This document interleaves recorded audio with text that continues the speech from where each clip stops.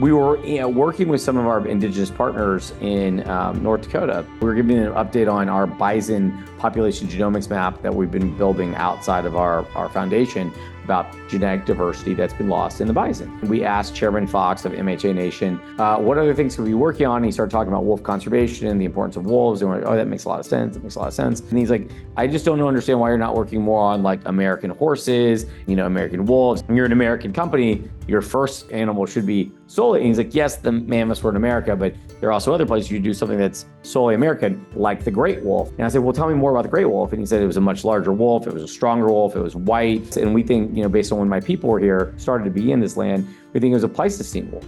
And we think that it was the dire wolf. The dire wolf was only found in North America, but 99% of them are found only in the United States. The next day, we didn't say, oh, let's go, right? But I thought, oh, this is interesting. It's culturally important, and he said, I'd love to see it. It's an amazing American species. And it's a symbol of strength and hope and ancient wisdom. And I was like, oh, that's awesome. So then like 3 months later, I was in North Carolina about a completely different topic. And the Red Wolf Recovery Program came up and they talked about they've been working on it for 40 years and just not really making progress. And then it kind of dawned on me that like the most endangered wolf in the world is the American wolf. You're telling me that the wolves are like, we can't save our own wolf? It's almost weirdly insulting. We've had this influx of pop culture in Hollywood.